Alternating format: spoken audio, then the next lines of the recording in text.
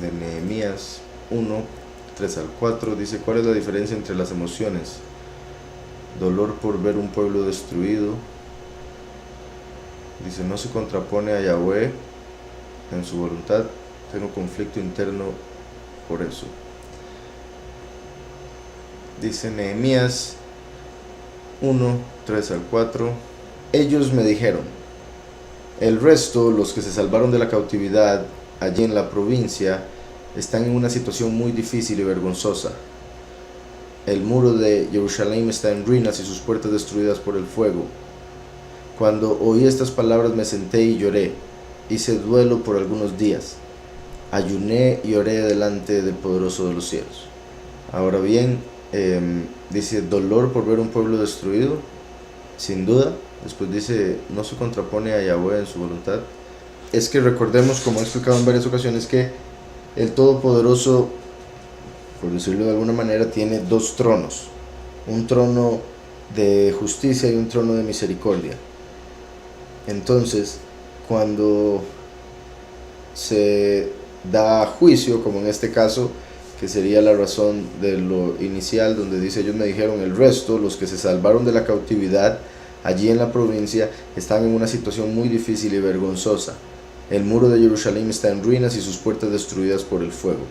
Entonces, por el pecado del pueblo había caído el juicio y había sucedido eso. Entonces aquí el profeta, el siervo de Yahweh, se entristece y busca al Todopoderoso para que restaure, para que traiga redención, que eso es lo que hace el Creador cuando se pasa al trono de la misericordia, que es similar a lo que en otros momentos también he mencionado de la voluntad permisiva y la voluntad perfecta.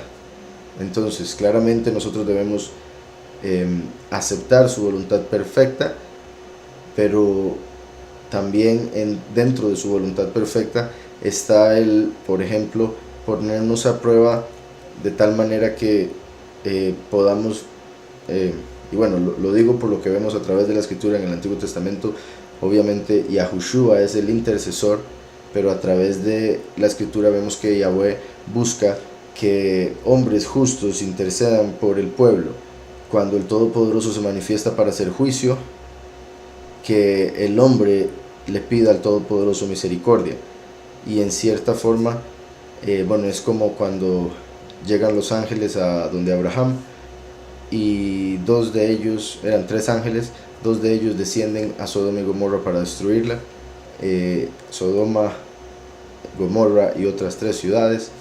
Entonces Abraham, cuando se da cuenta de que eso va a suceder, le empieza a pedir al Todopoderoso que tenga misericordia y que por los pocos justos que hubiesen ahí, salvara a todas las ciudades. Pero Abraham le pone un número pensando que de fijo habrían más, y no habían esa cantidad de justos, pero en todo caso Yahweh salva al único justo que había en esas ciudades, que es Lot. Entonces ahí Yahweh estaba, por decirlo así, probando a Abraham, buscando que fuera un intercesor y pidiese redención, y por otro lado, en cierta forma, enseñándole a los ángeles que solo conocen juicio, enseñándole a los ángeles un camino mejor, la misericordia. Y por eso es que Yahushua después también viene y enseña. En la ley dice ojo por ojo, diente por diente, pero yo os digo, el que se ha golpeado en una mejilla, ponga la otra, dando a entender el no buscar venganza, porque también está escrito en los profetas: la venganza es mía, yo pagaré. Cuando oí estas palabras me senté y lloré, hice duelo por algunos días, ayuné y oré delante del poderoso de los cielos. Espero con eso se responda la pregunta: ¿por qué antes Yahweh hablaba directamente con las personas y ahora no? En la escritura se nos revelan los momentos más importantes de la historia en el aspecto espiritual, los que necesitamos saber para entender montones de otras cosas. Entonces no es como que el Todopoderoso andaba hablándole a todo el mundo directamente. Lo hizo con unos pocos hombres, y por su justicia, por su por estar tan apartados del mundo, del mal y demás. Y también porque era el inicio de la historia, y así como al inicio del día hay mucha luz, pero la tarde llega la oscuridad, al inicio de la historia había muchas cosas claras, por decirlo así, y se podía entender claramente, en cierta forma, como usted me lo está mencionando acá, y ya voy a explicar por qué digo eso, el mensaje del Todopoderoso, mientras que ahora la gente siente que no le escucha, cuando en realidad el Todopoderoso es un medio más directo, solo que la gente se ha vuelto tan, como dice Pablo, por ejemplo, el término natural o carnal, que no pueden percibir las cosas del Espíritu, puesto que es el Espíritu de Yahweh el que nos enseña todas las cosas, y ese es un nivel más grande al que había antes, solo que como decía, como dijo también Yahushua, buscad a Yahweh mientras puede ser hallado, porque después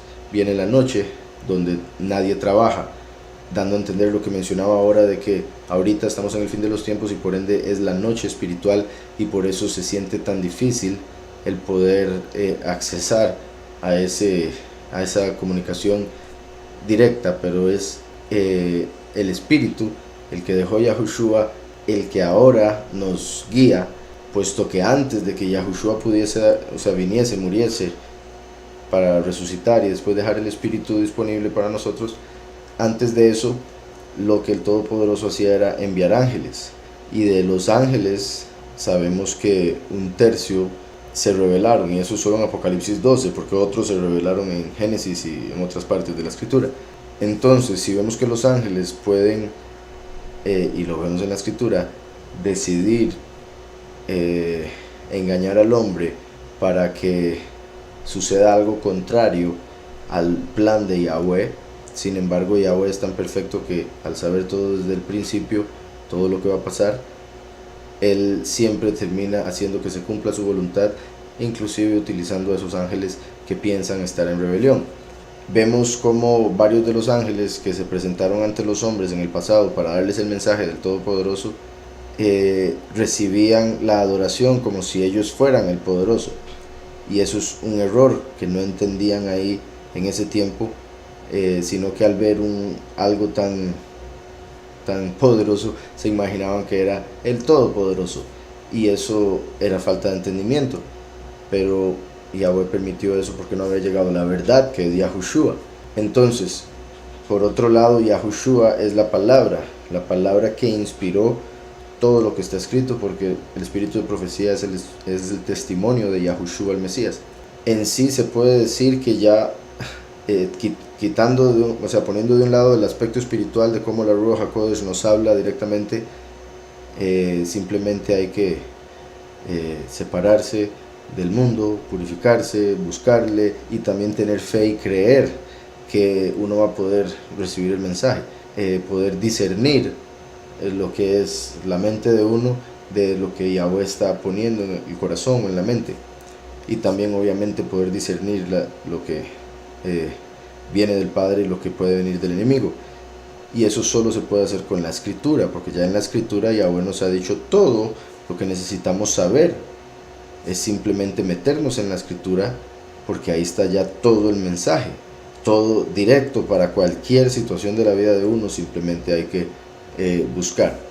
Antes, por ejemplo, antes de Moshe no tenían nada, ni siquiera Génesis, para, por decirlo así, estudiar y llegar a conocer el plan de Yahweh. Ahí se manifestaban los ángeles. Después se da la ley y se empiezan a manifestar a través de otro tipo de ángeles, pero mucho menos de lo que se da en la primera parte de la historia. Después vemos más adelante, aún antes de que Mashiach venga en carne, vemos que el profeta recibía revelación de la palabra de Yahweh, que eso es Mashiach, antes de haber encarnado. Entonces las revelaciones ya no se empiezan a dar tanto como antes con ángeles, sino empiezan a darse visiones, como también sueños y otro montón de cosas que Yahweh utiliza para comunicarse. Durante todo ese tiempo se va escribiendo Génesis, Éxodo, Levítico, Deuteronomio, Números, y después vienen los profetas y escriben todo. Ya para nuestro tiempo, por decirlo así, todo está dicho, todo está escrito, toda la revelación. Entonces, por ser la diferencia de tiempos, cuando no había escritura, había una comunicación que se podría decir más directa, pero al ser a través de ángeles no era realidad perfecta.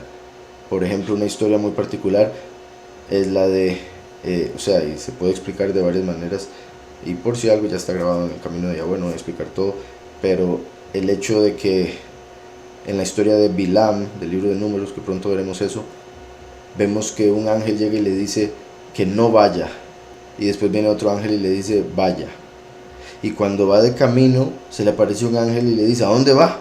Ahí vemos entonces que habían dos ángeles, uno haciendo la voluntad de Yahweh y otro haciendo la voluntad propia, y Bilam no sabía ni lo que estaba pasando, sabía más la mula en la que andaba.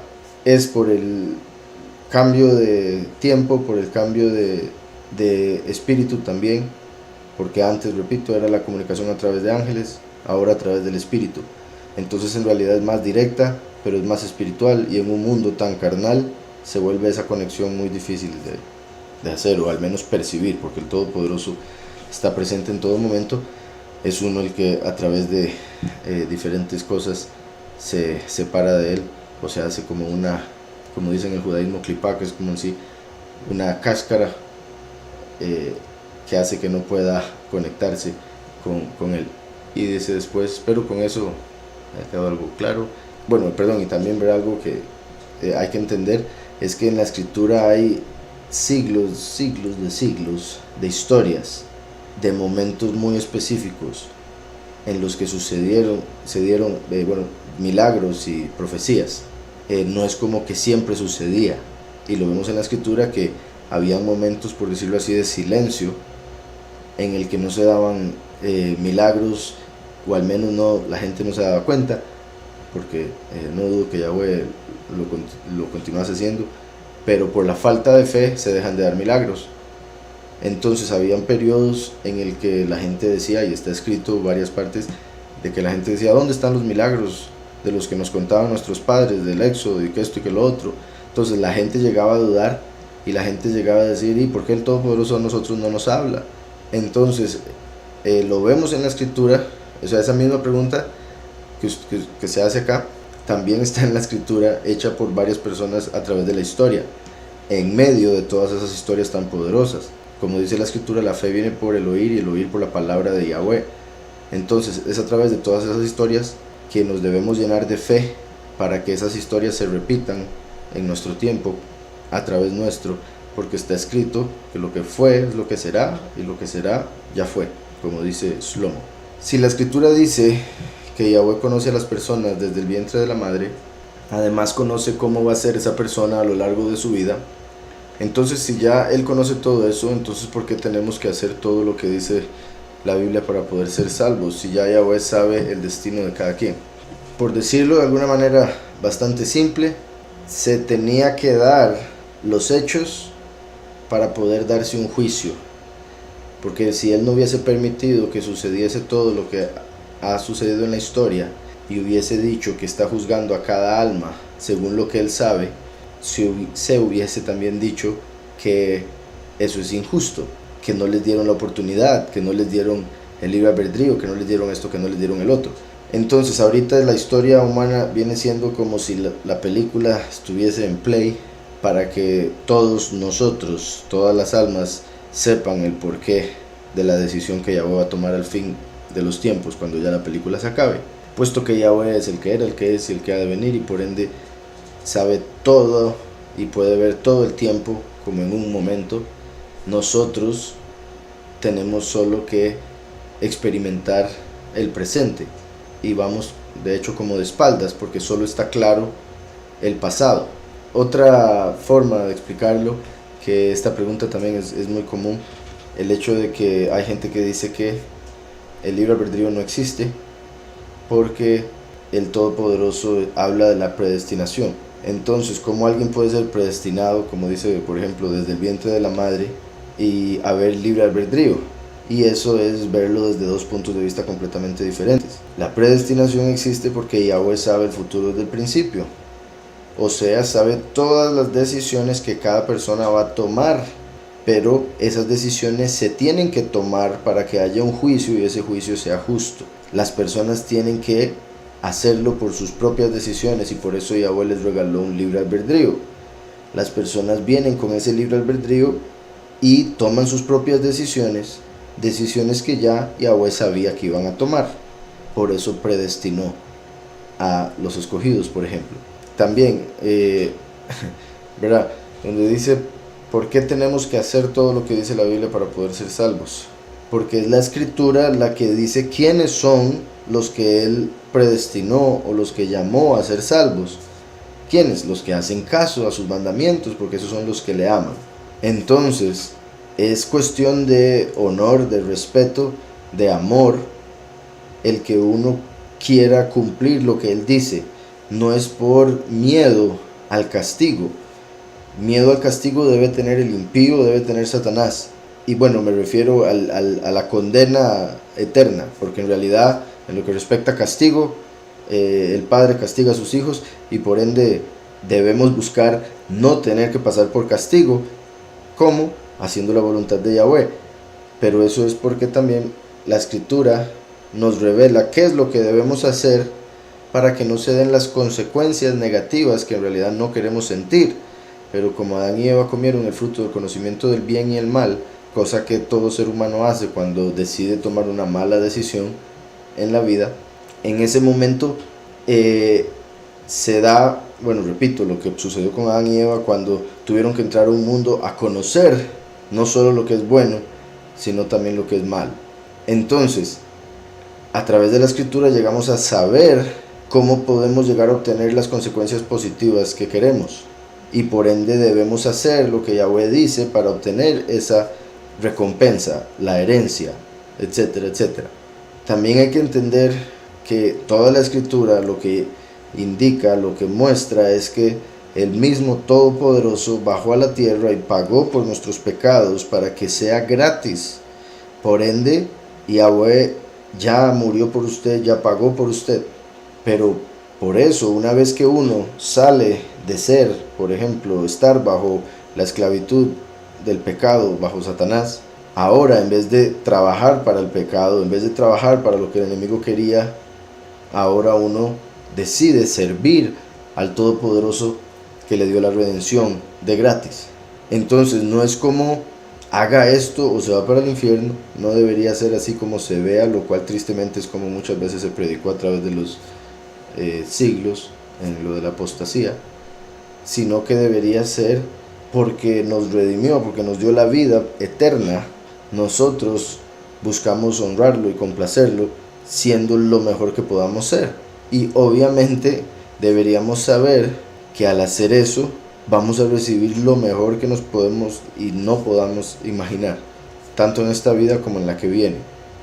Entonces, el cumplir lo que dice la Escritura debería ser un placer para la persona, porque eso es lo único que va a satisfacer el alma en realidad. La carne es la que anda buscando recibir, ¿verdad? Bueno, tener el corazón, la inclinación al mal en el corazón, busca que ya sea sexo, robo, envidia y demás. ¿Por qué tenemos que hacer todo lo que dice la Biblia para poder ser salvos? Si Yahweh sabe el destino de cada quien. Y sí, repito, entonces Yahweh sabe el destino y Él es el único que sabe. Y como nosotros no hemos llegado aún a ese destino, al final de la historia, nosotros tenemos que perseverar hasta el fin, porque está escrito: el que persevera hasta el fin, ese será salvo. El que se rinda antes de es el que está mostrando que no era, porque Yahweh ya habría visto esa decisión desde antes. Y bueno, voy a continuar, espero con eso me quedó claro. Y si quisiera saber qué dicen las Escrituras respecto a los partos y gestación, soy muy nueva leyendo y aprendiendo de ellas y me interesa saber más al respecto, y también saber qué opinas sobre los partos en casa asistidos por parteras en compañía del padre del bebé. Las escrituras hacen referencia a eso en algún lugar.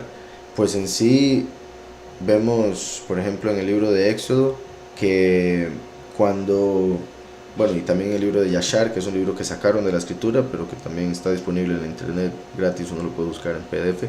Vemos que Por ejemplo, el faraón ordenó que cuando los hebreos tuviesen hijos, que si era un niño lo echaran en el río Nilo. Eh, entonces, cuando, por ejemplo, cuando nació Moshe, lo escondieron por 3 meses y después ya no pudieron esconderlo más, entonces lo pusieron en una caja y lo echaron en el río Nilo pidiéndole a Yahweh que lo salvara. Lo anterior de echar a los niños en el río Nilo era obviamente para ahogarlos, para matarlos, y no los echaban en cajas como hicieron con Moshe. Entonces, ahí cuando tenían hijos, Miriam y Yochebed, que eran la hermana, bueno, se convirtieron eventualmente en la hermana y mamá de Moshe, de Moisés, ellas dos eran las parteras, entonces iban a las casas de los israelitas cuando iban a tener hijos y ellas, Yahweh les ordenó que salvaran a los hijos. Entonces cuando el faraón se dio cuenta, las mandó a llamar porque las iba a matar, y ellas dijeron algo que también era cierto, que decía que, por ejemplo, en el caso de las mujeres israelitas, eran tan fuertes que muchas veces cuando llegaban las parteras ya la mujer había dado a luz, y sí, daban a luz en sus casas, y venían Yochebed y Miriam a asistir o a ayudar en el parto. Entonces sí es algo natural. Y así como esa historia, o sea, esa es como una particular con lo que me comenta, pero sí hay otras historias en la escritura de mujeres dando a luz. Y similar también a lo que he mencionado, por ejemplo, bueno, similar me refiero en lo que la gente tiene en mente y la realidad que vemos en la escritura, de por ejemplo los matrimonios, de cómo se daban en la escritura. Pero en este caso, ¿verdad? Hablando de partos, también vemos que, por ejemplo, la escritura nos revela que la mujer, entre más justa, y no el 100% de las veces, porque hay razones por las que algo puede cambiar en este aspecto, pero que la mujer, entre más justa, menos dolor tiene durante el parto, y por ende también se da lo contrario, ¿verdad? Entre más impía, más estaría o tendría que ahí rectificar o pagar. Puesto que el dolor de parto se dio a la mujer una vez que Eva comió el fruto, entonces fue en ese momento cuando Adán recibió como castigo el tener que salir a traer el alimento para el hogar. Eva recibió como castigo el tener que pasar dolor en el parto y trabajo criando. Espero con eso haber respondido. También, bueno, otra cosa ya para cerrar con eso, se cree que en el inicio el plan de Yahweh era que en cada parto viniese una pareja, o sea, un niño y una niña, pero después, por haber entrado en este mundo y por el pecado y otro montón de cosas, eso empezó a cambiar, ¿verdad? Y obviamente se da todo lo que se da, y entre más pasa el tiempo, la genética se va deteriorando, y además de todo lo que el enemigo ha hecho para acelerar ese proceso. De ahí, por ejemplo, eso que decía de que las mujeres israelitas eran tan fuertes que daban a luz incluso antes de que llegaran las parteras. Me llevó a la escritura Marcos 3:17, ¿me podría explicar?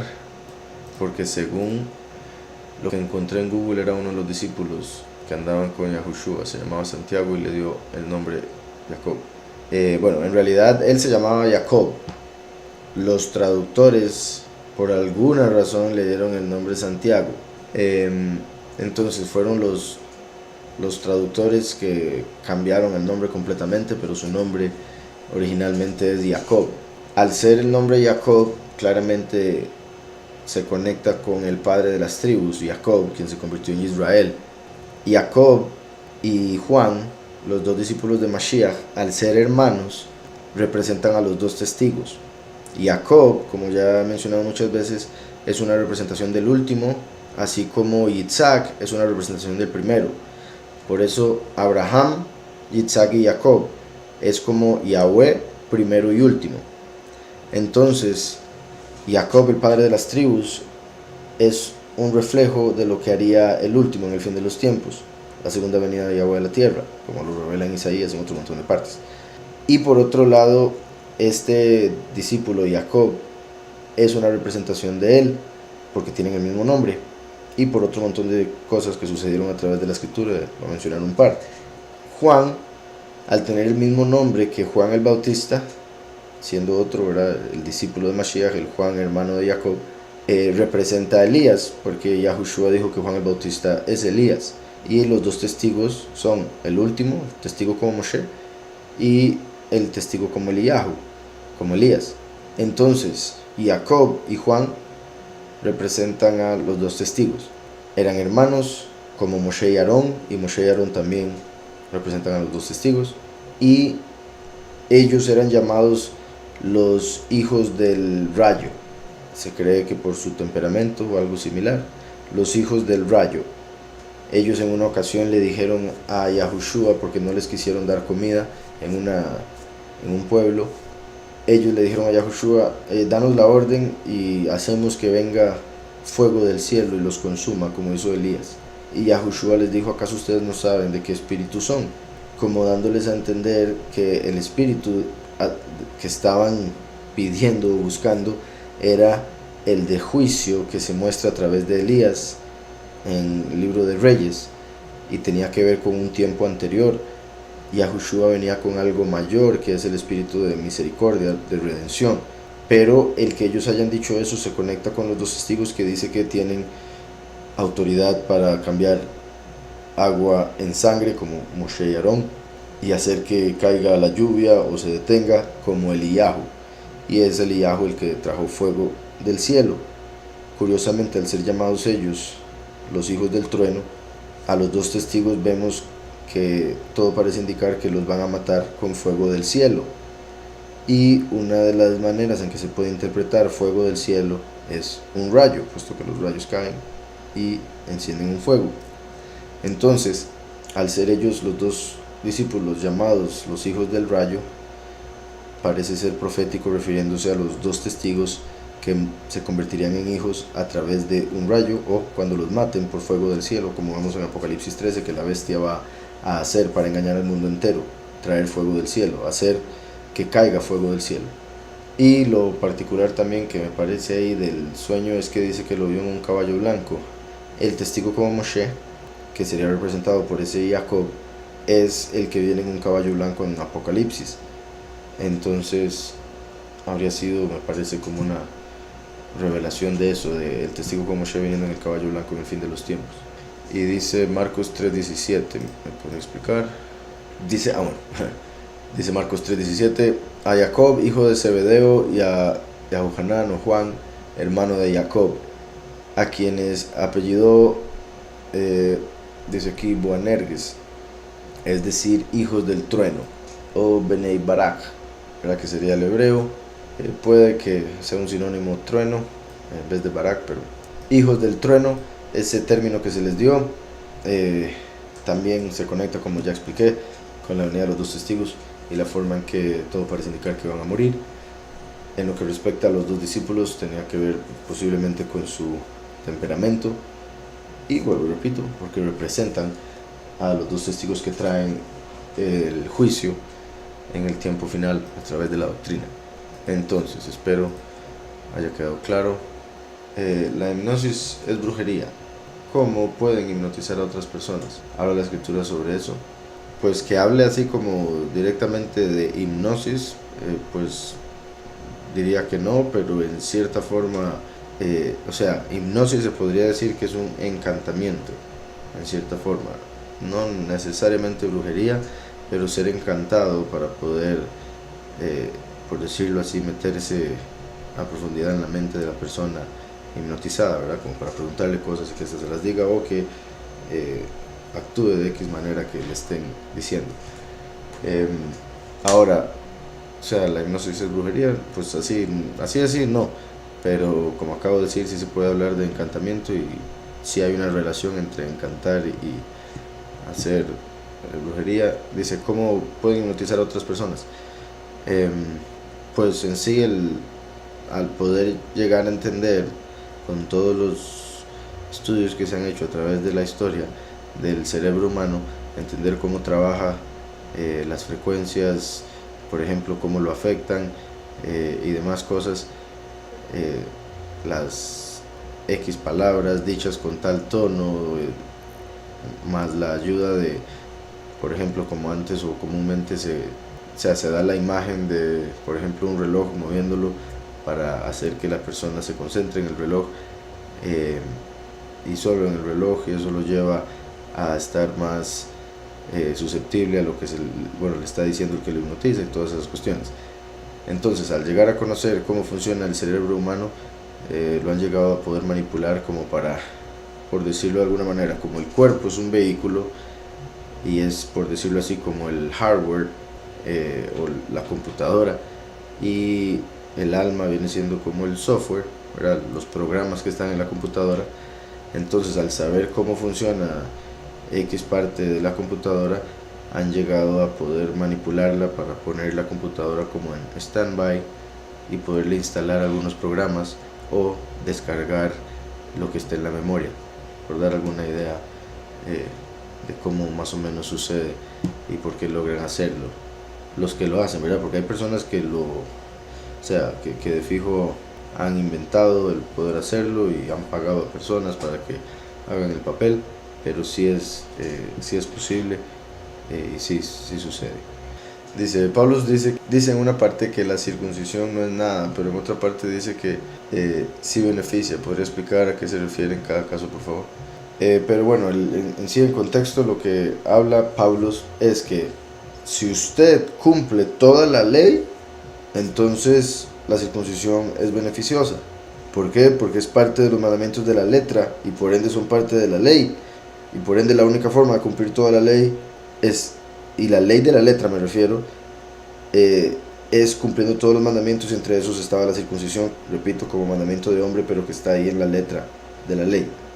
La escritura misma habla en la Torah que nadie puede cumplir toda la ley, en algo va a fallar o ha fallado, excepto por Yahushua, que vino de una virgen, no tenía la inclinación al mal dentro de su corazón y por ende no cometió pecado y pagó por nuestros pecados. Entonces ahora nosotros nos sujetamos a Mashiach para cumplir la ley a través del Espíritu, no a través de la letra, o sea, en un nivel más elevado, entendiendo los mandamientos, por ejemplo, en vez de lo de la circuncisión de la carne, lo de la circuncisión del corazón, puesto que a través de Yahushua, por decirlo así, tenemos la circuncisión de la carne, porque él tenía la circuncisión y nosotros somos el cuerpo de Mashiach. Entonces, si una persona cumpliese o fuese capaz de cumplir toda la ley, pues obviamente es beneficioso la circuncisión, porque es parte de lo que tendría que hacer, y le beneficia porque si no lo hace, si no la tuviese, no estaría cumpliendo toda la ley. Pero el único que cumplió toda la ley por la letra, y entre eso fue circuncidado al 8º día, Yahushua HaMashiach. Entonces ahí Pablo se está dando a entenderle a la gente que si fuese que lograsen cumplir toda la ley, pues de ahí sí tienen que tener esa parte, refiriéndose a la ley que acusa, a la ley de la letra, no a la ley del espíritu, que es la que se recibe a través de Yahushua cuando reveló la verdad y el favor. Moshe vio a los 144.000 en el monte Sinaí. Según lo dicho en Hebreos 12, 21, 23, ¿pudo ser una visión o fue literal? Vamos a ver. Dice, tan terrible era lo que se veía que Moshe dijo, estoy espantado y temblando. Vosotros en cambio os habéis acercado al monte Sión, a la ciudad apartada, a la ciudad del poderoso vivo, Jerusalén la celestial, a la compañía de muchos millares de ángeles, a la congregación de los primogénitos que están inscritos en los cielos. Os habéis acercado al poderoso juez de todos, a los espíritus de los justos hechos perfectos. Entonces, un segundo, voy a leer un poco más para atrás. En el 19 venía diciendo, al sonido de la trompeta y de la voz que hablaba, la cual los que la oyeron rogaron que no le siguiera hablando. Aquí se está refiriendo a cuando en el Éxodo, en el monte Sinaí, Yahweh empezó a decir los mandamientos al pueblo, pero el pueblo no podía soportar la voz de Yahweh. Según la tradición, el pueblo moría, Yahweh los resucitaba, y después de varias veces el pueblo pidió ya no tener que pasar por ese proceso. Entonces dice, al sonido de la trompeta y a la voz que hablaba, ¿verdad? Eso claramente se conecta con las trompetas de Apocalipsis, principalmente la 7ª trompeta, que es el último, la voz de Yahweh, como Yahushua el primero es la palabra. Y dice, la cual los que la oyeron rogaron que no les siguiera hablando, como el mundo va a matar a los dos testigos porque va a rogar a la bestia ya no escuchar la doctrina que los condena básicamente. Dice, porque no podían soportar lo que se ordenaba.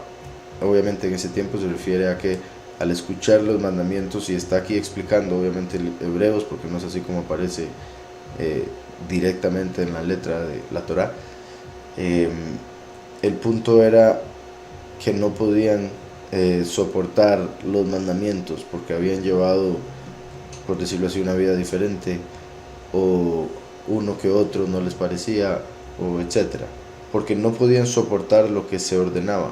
Dice, si aún una bestia toca el monte será apedreada o asaeteada, ¿verdad? Como ordenando eso. Dice, tan terrible era lo que veían que Moshe dijo, estoy espantado y temblando. Entonces ahí está Hebreos hablando de que la revelación de la Torá fue, como dice aquí, terrible.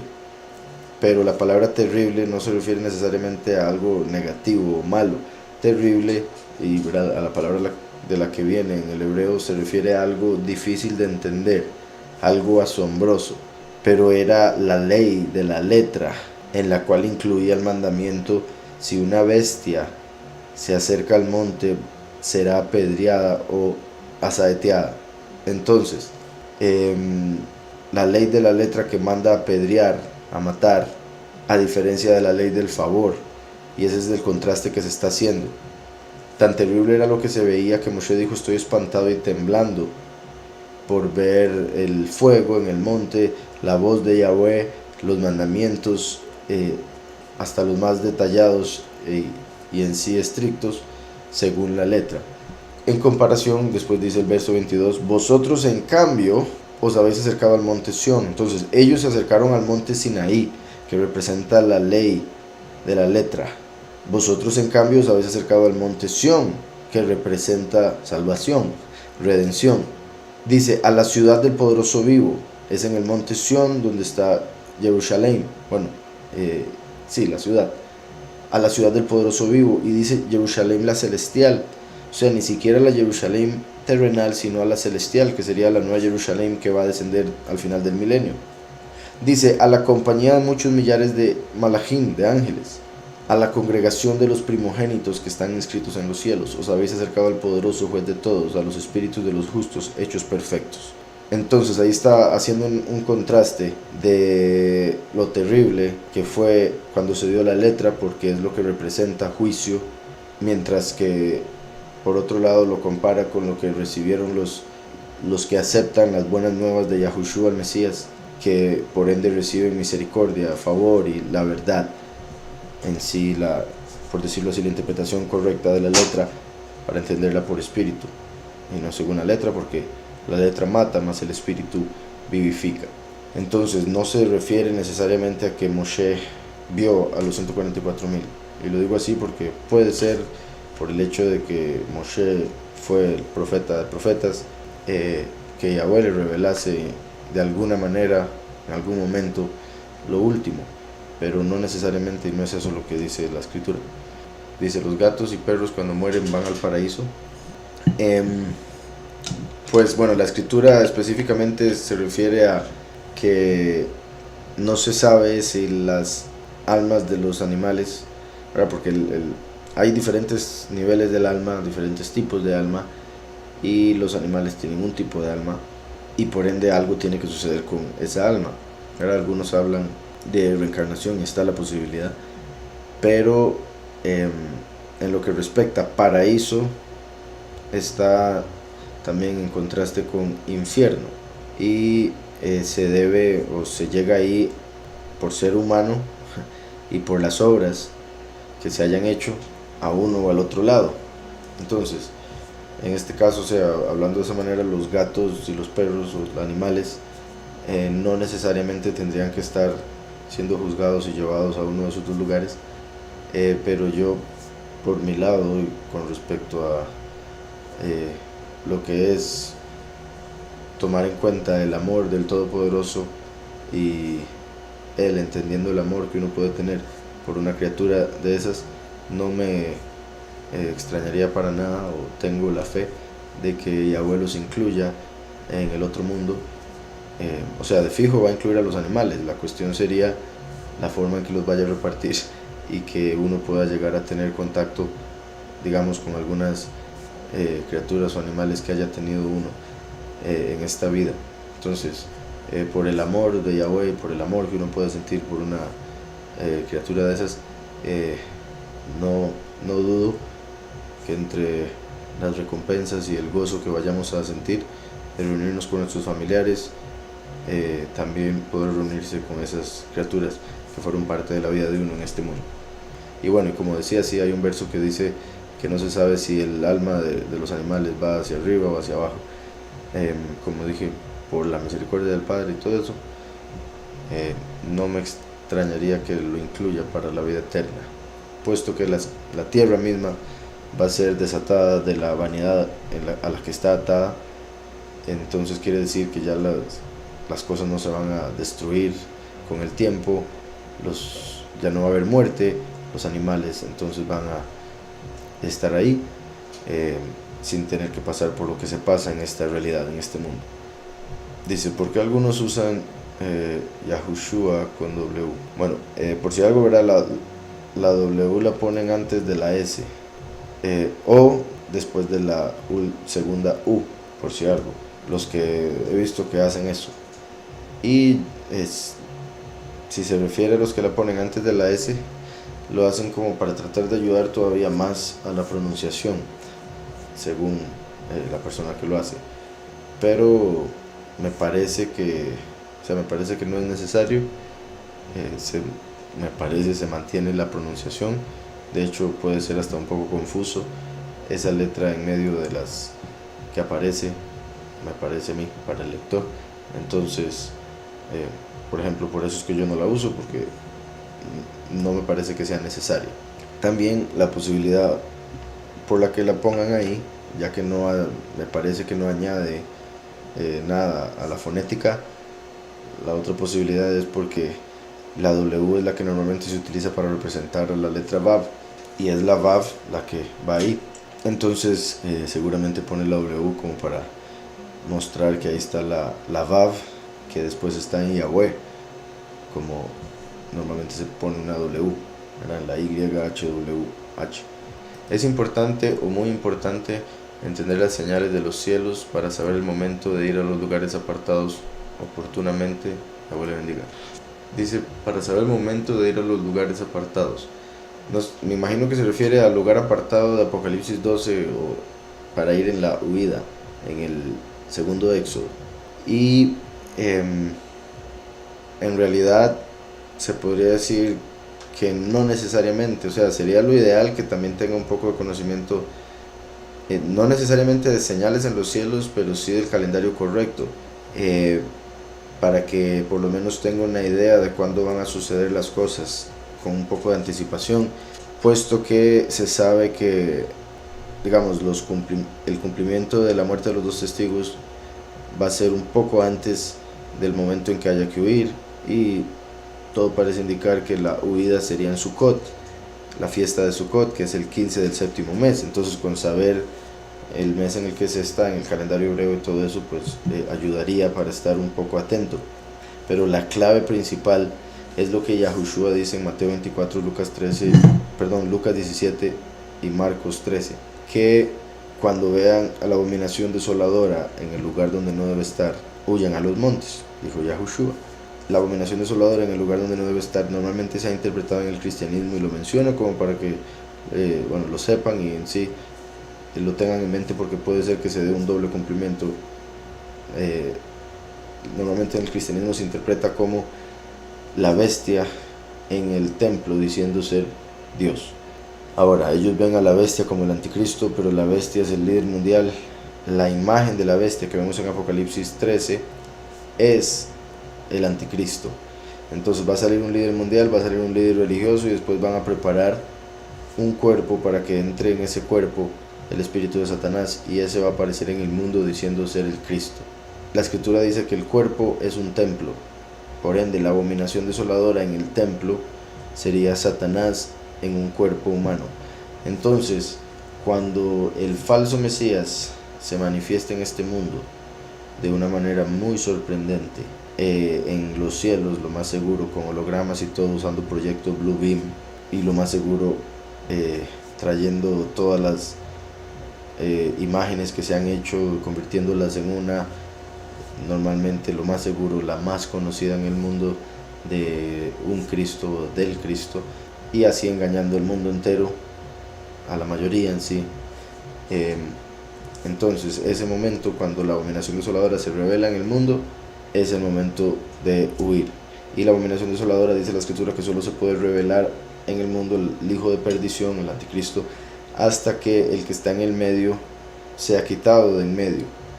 Y eso, como decía, una vez que maten a los dos testigos, de los cuales uno es Micael, que Micael, según el libro de Daniel, es el que se pone en medio para detener, por ejemplo, el imperio que sigue, como lo vemos, repito, en Daniel, cuando detiene a los ángeles que están en el cielo para que Mashiach pueda descender a darle un mensaje a Daniel. Una vez que los dos testigos son asesinados, estos resucitan, ascienden al cielo. Al ya no estar en la tierra, el hijo de perdición viene a la tierra, y en ese momento los escogidos deben irse al lugar apartado, como menciona por acá. Dice después por acá: podríamos esperar que los dos testigos sean solteros o no necesariamente. No necesariamente. De hecho, parte de esto lo vamos a hablar este Shabbat en la congregación, porque por ejemplo Aarón estaba casado y Moshe se casó, se divorció y después se volvió a casar, y según la tradición yahudí, a pesar de haberse casado esa segunda vez, parecía que se trataba de mantener apartado de su esposa para mantenerse con pureza, incluso física, para que él pudiese llegar el mensaje del Todopoderoso sin aviso. Entonces, como Moshe no sabía cuándo el Todopoderoso le iba a hablar, trataba de mantenerse apartado, puesto que en la escritura normalmente vemos, en lo que respecta a la letra y la carne, que después del hombre tener relaciones sexuales con la mujer, quedan impuros por un tiempo. Entonces se habla, repito, en la tradición, de que Moshe se separó y me repito, no que se volvió a divorciar, sino que no se unía con su segunda esposa Séfora, como lo hacían comúnmente Aarón y Miriam, sus hermanos, que eran el sumo sacerdote y la profetisa. Dice aquí Santiago 5:17, ¿qué tipo de pasiones son esas? Dice: Elías era un hombre sujeto a pasiones semejantes a las nuestras. Se refiere a que era un hombre de carne y hueso, común y corriente, que también tenía pasiones en la carne, digamos, como desde ira, o sea, se podía enojar, podía tener pensamientos negativos, como todos pasamos por pruebas y demás.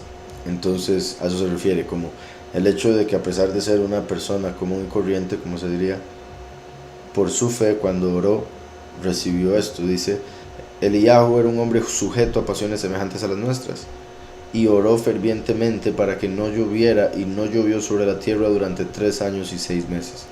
Entonces ahí de hecho es donde se da el tiempo específicamente que no llovió, 3 años y medio, y este es el milagro que se menciona con respecto a los dos testigos en Apocalipsis 11.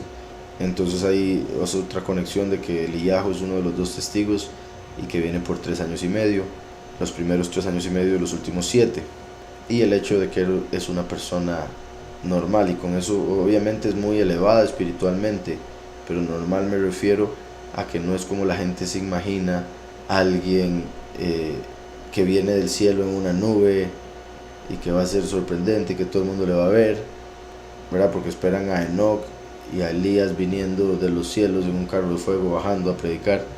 O por otro lado, pensando que, ¿verdad?, la idea que mucha gente tiene de lo que llaman los santos, de que ni siquiera se acerca un pensamiento de maldad a su mente, a su corazón.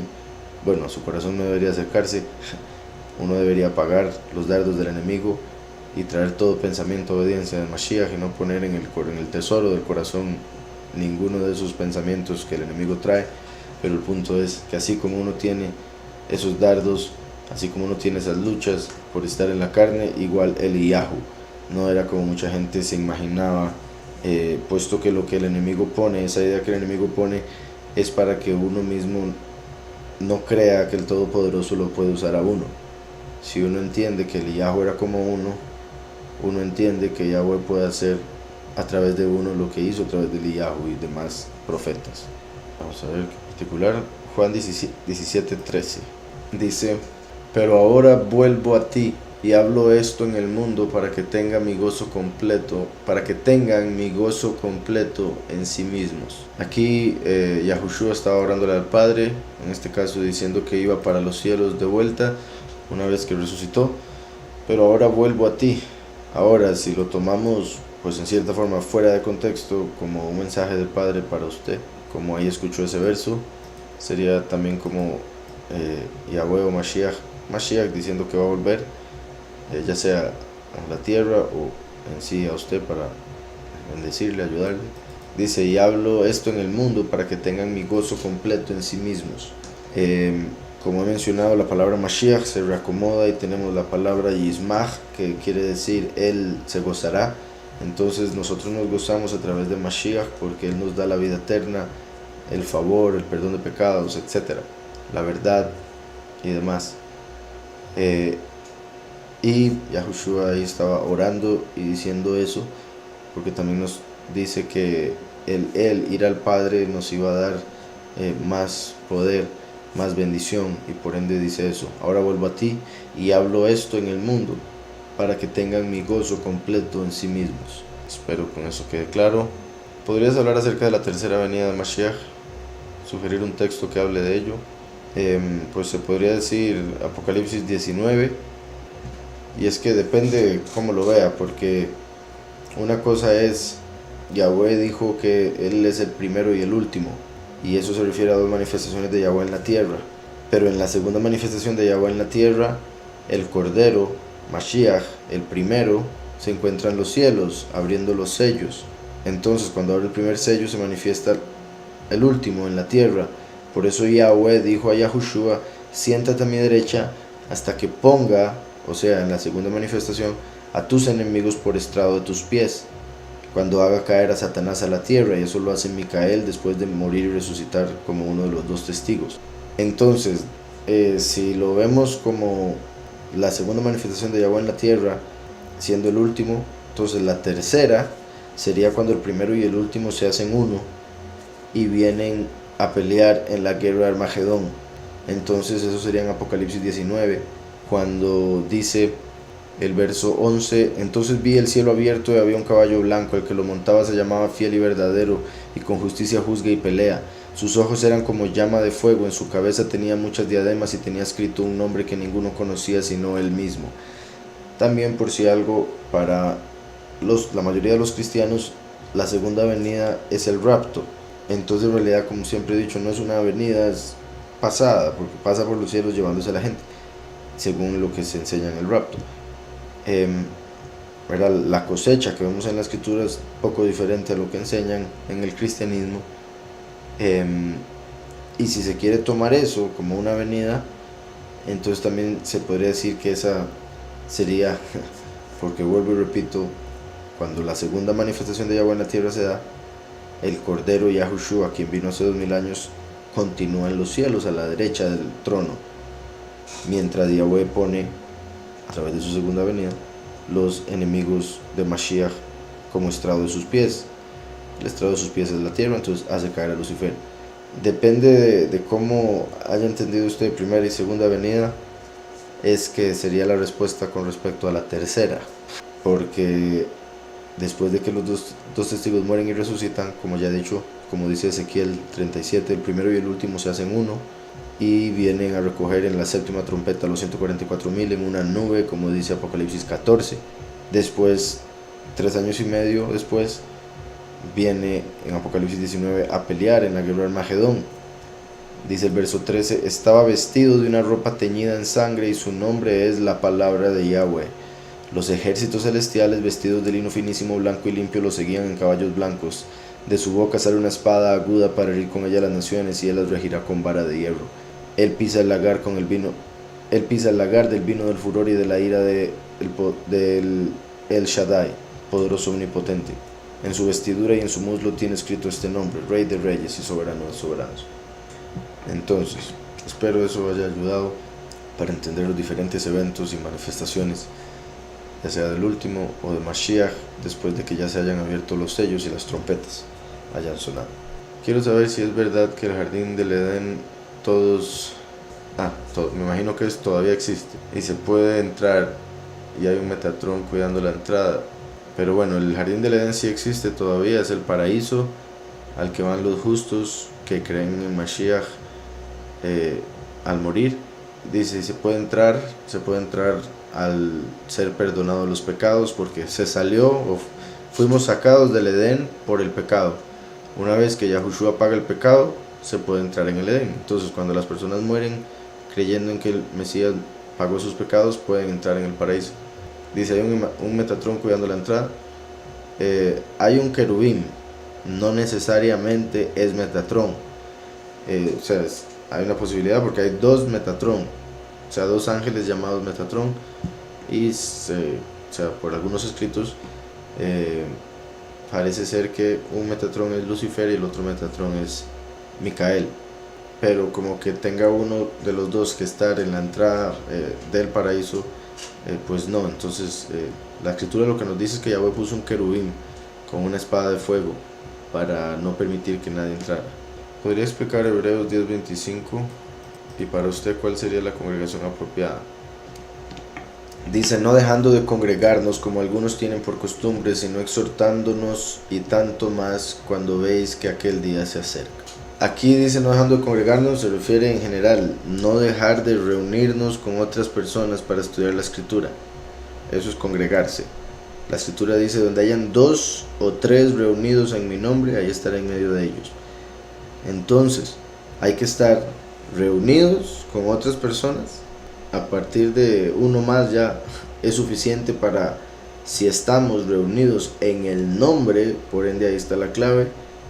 Tiene que ser una doctrina la que se enseñe, la que se aprenda, porque entre más personas se va a necesitar orden, y entonces entre ellos habría uno que tenga el don de enseñar y conocimiento, y por ende sería el que enseñaría al resto, y eso vendría siendo una congregación. Pero tiene que ser en el nombre de Yahweh y Yahushua, el nombre del Padre y del Hijo, como dice la escritura, donde hayan 2 o 3 reunidos en mi nombre, ahí estaré. Y eso es una congregación, 2 o 3 personas reunidos para estudiar la escritura en el nombre del Padre y del Hijo. Y tristemente, ¿verdad? Como dice, como algunos tienen por costumbre, como por ejemplo el libro de las cartas de Juan dice que el Espíritu nos enseña. Hay personas que piensan que entonces no es necesario congregarse, pero la escritura dice, como lo vemos acá, que no hay que dejar de congregarse, porque hay que edificarse los unos a los otros. Hay que amar al prójimo como uno mismo. Ese es el segundo mandamiento del cual cuelga toda la ley y los profetas, como dijo Mashiach. Y cómo amar al prójimo si no se relaciona con el prójimo, como al congregarse, por ejemplo. Dice aquí, ¿qué opina de la teoría de que Estados Unidos dejó su armamento en Afganistán al propio? ¿Cree que suceda algo este mes relacionado a guerra? Sí, no me extrañaría en lo absoluto eso de que hayan dejado el armamento al propio. Ya de hecho he visto varios números ahí de todo lo que les han regalado a los del Talibán de armas, sorprendente, lo cual es completamente ilógico, ¿verdad? Pero es claro que el sistema les está ayudando para que puedan provocar más daño, más caos, puesto que ellos tienen el lema, ¿verdad? En el grado 33 de los masones, el orden a través de caos. Entonces están provocando un caos para ellos poner después una orden mundial. Como he venido diciendo, en el otoño se tendría que dar, todo parece indicar según el Apocalipsis, la tercera guerra mundial o el segundo sello. Una vez que se dé la tercera guerra mundial, eso sería el segundo sello, y eso que está pasando ahí podría detonar más el hecho de que está sucediendo ahorita. Y acá dice, ¿en qué momento se revelaría lo que Yahohanan oyó de los 7 truenos que no se le fue permitido escribir? es posible que se revele, o sea, una de dos, o después de la guerra de Armagedón, cuando ya estemos estableciéndonos en la tierra y que sea, por decirlo así, la ley que se vaya a utilizar, o sea, la escritura, para ese momento, la revelación de ese momento, puesto que muchas de las cosas que suceden en este mundo ya no van a suceder en ese mundo. Las letras de la Torá se acomodarían para revelar la ley como se debe llevar en ese momento. Sin embargo, la otra posibilidad, como todavía quedaría un milenio, es que sea hasta que se revele la nueva Jerusalén, y con la nueva Jerusalén venga esa nueva revelación, puesto que durante el milenio, por decirlo así, se podría continuar con la misma, simplemente interpretada correctamente a través de la Ruach de verdad, de Mashiach. Entonces, vamos a ver, continúo por acá, dice Lamentaciones 1 del 1 al 3, pero por acá Leo dice: qué sola ha quedado la ciudad populosa, la grande entre las naciones se ha vuelto como una viuda, la señora de provincias ha sido hecha tributaria, amargamente llora en la noche y las lágrimas corren por sus mejillas. Entre todos sus amantes no hay ninguno que la consuele, todos sus amigos le faltaron, se le volvieron enemigos. Y a Judá ha ido en cautiverio, afligida y en dura servidumbre. Ha habitado entre las naciones sin hallar descanso. Todos sus perseguidores la alcanzaron y pusieron en estrechuras. Está hablando de Jerusalén y a Judá como la tribu principal del pueblo de Israel, que por el pecado, diferentes tipos de pecados, fallar al Padre, tuvieron que ser castigados y sacados de Jerusalén, y por eso quedó sola la ciudad populosa.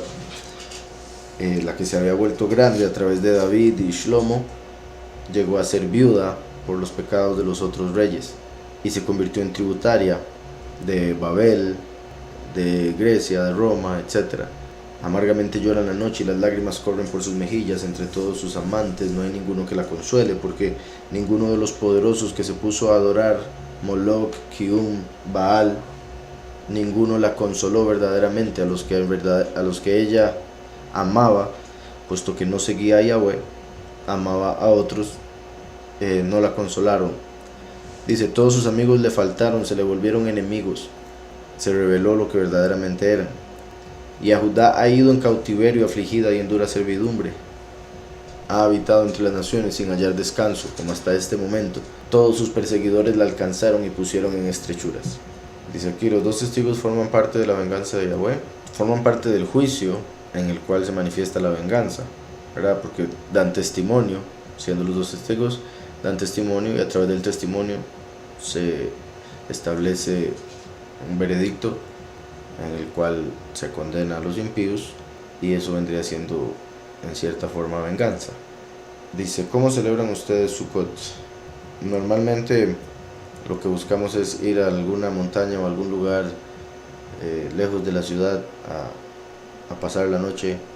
Normalmente, en realidad, lo que hemos hecho es yendo a acampar, pero en sí por ejemplo, lo que vemos en la escritura es de dormir bueno, el punto es ir 7 días. Tristemente, por lo que los trabajos de la mayoría de la congregación, la mayoría no son capaces de irse 7 días a la montaña, ¿verdad? Por lo similar con la esclavitud de Egipto.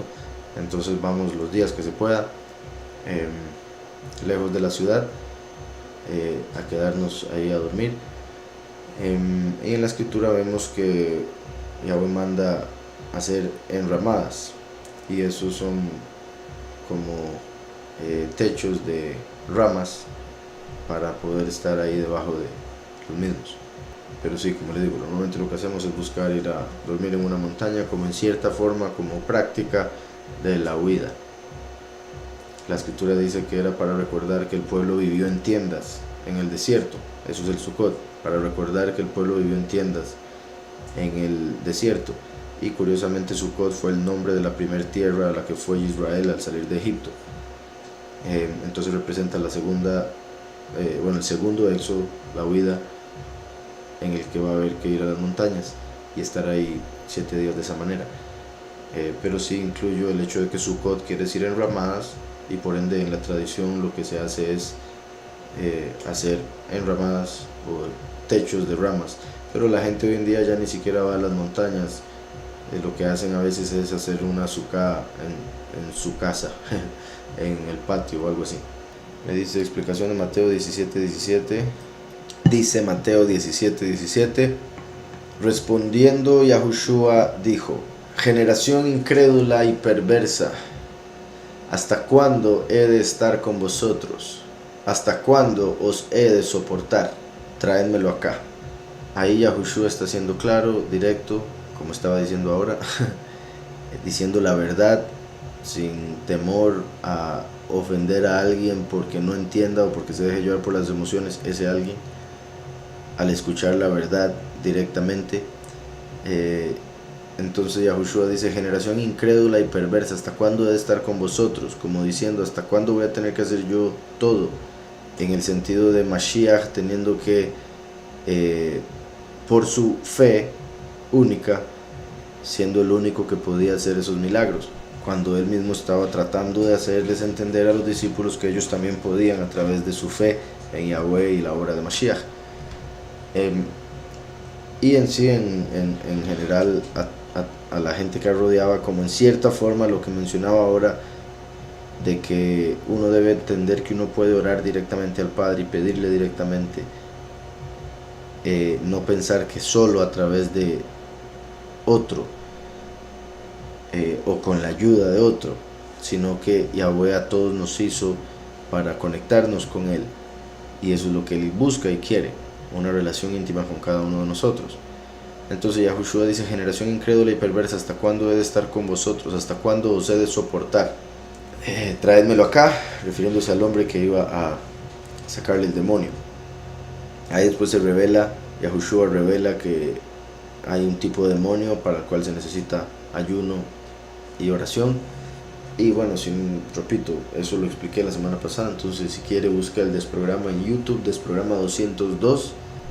Y bueno, y con esto de hasta cuándo os he de soportar, repito, mostrando sinceridad, honestidad. Y se conecta también con el último, que verdad viene a hacer juicio, entonces viene como león, enojado, como lo vemos acá, Mashiach, que se molestó de ver la falta de fe. ¿Hay alguna explicación de por qué a los ángeles les gusta el cabello? En sí hay una relación que se ha dado de la palabra, pero en este caso, si no me equivoco, cuando escuché esa interpretación se refería al griego, pero en sí que la palabra tenía etimológicamente relación con la palabra que también indicaba órganos sexuales, y por ende que daba a entender que así como a un hombre le puede atraer ver a una mujer desnuda, es similar a como un ángel le atrae el cabello femenino. Y la posibilidad es, o sea, la razón de eso puede ser porque se habla de que el cabello es uno de los medios a través de los cuales el espíritu, en este caso los ángeles, se pueden conectar con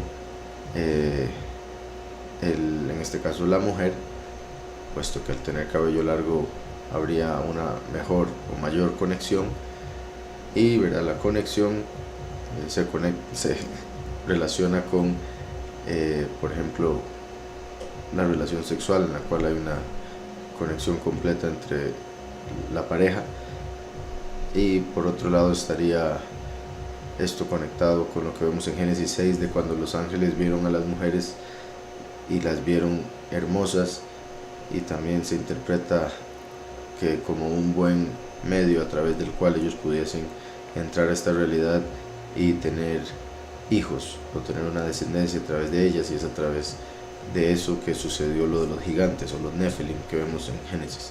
Entonces sí, como decía, una relación que escuché a una persona hacer una vez, no recuerdo el nombre del pastor, tenía que ver con esa palabra y la conexión con los órganos sexuales.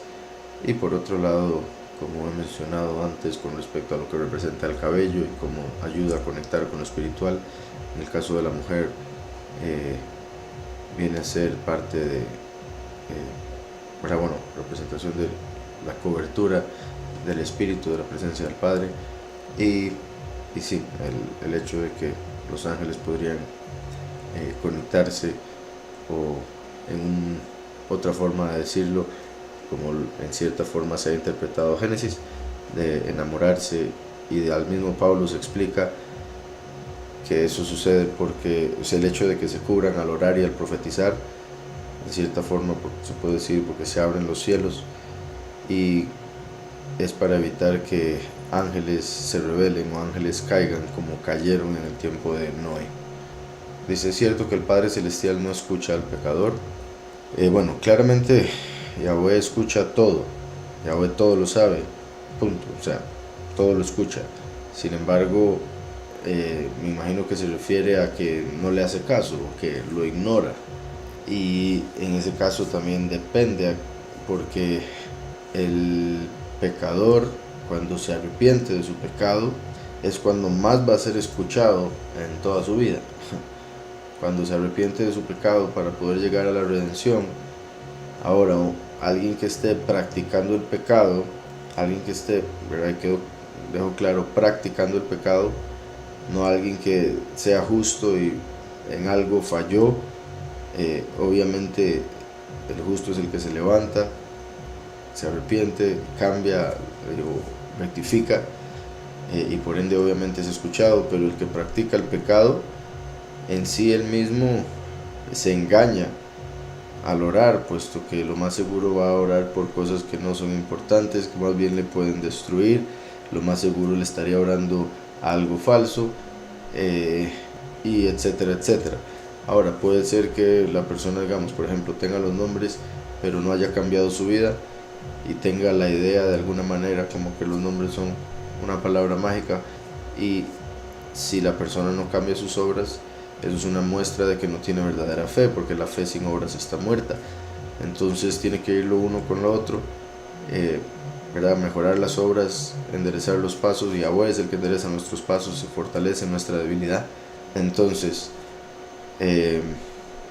depende de la oración del pecador el que sea escuchada, porque por un lado, si no tiene fe, no va a ser escuchada.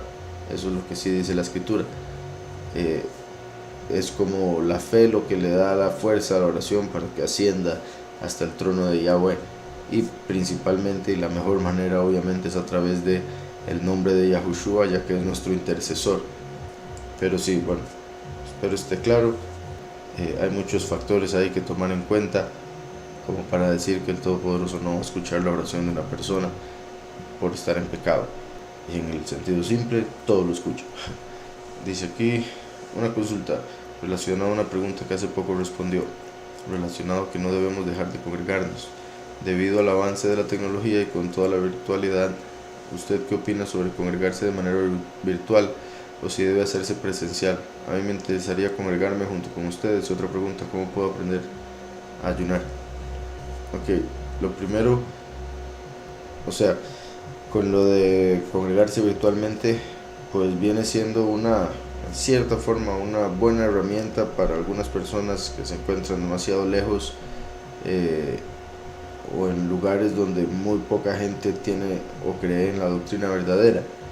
Lo ideal sería que pueda enseñarle a los que le rodean, como para, incluso si recibe la enseñanza virtualmente, poder estar con más personas para compartir del espíritu y de lo que se llegue a aprender, para después también crecer juntos después de la enseñanza. Por ejemplo, el que compartan lo que entendieron y lo que les ha ayudado y demás, que es parte del congregarse y estar cerca de otras personas, que es muy positivo. Entonces, por otro lado, si tienen la posibilidad, por supuesto, puede llegar y congregarse con nosotros si desea. Pero, ¿verdad? Bendito sea Yahweh, el Todopoderoso ha traído ya muchas personas de varios países que claramente no pueden estar presencialmente en la congregación, y sé que la mayoría o todos desearían estar ahí, pero claramente no se puede. Entonces, es comprensible y es parte de los tiempos en los que estamos, que la enseñanza en algunos casos vaya a ser dada de esa manera, pero sí es bueno compartir la fe y también estar reunido con otros hermanos. Con respecto a cómo puede aprender a ayunar, pues en sí ya he mencionado lo que es el verdadero ayuno, como lo vemos en Isaías 58. Principalmente el ayuno espiritual es el no alimentar la carne, o sea, los deseos de la carne. Ya el ayuno físico vendría siendo no comer ni beber nada por un tiempo específico, por ejemplo un día, 24 horas, pero para los que nunca lo han hecho quizás sea bueno empezar por menos horas al inicio hasta que se vaya acostumbrando, digamos hacer 12 horas, las 12 horas del día no comer, después extenderlo un poco más hasta poder llegar a 24 horas y concentrarse en la escritura, en oración, incluso si tiene que hacer algo, hacerlo con buen ánimo, no enojarse, no entristecerse, no andar buscando que la gente sepa que está ayunando, controlar el hambre, y si tiene el alimento que se iba a comer ese momento, ese día, darlo a alguien que no tenga alimento, por ejemplo. Y repito, concentrarse en alimentar el alma a través de la escritura en vez del cuerpo, para así darle a entender al alma y al cuerpo que lo espiritual es lo más importante y que no solo de pan vive el hombre, sino de toda palabra que sale de la boca de Yahweh.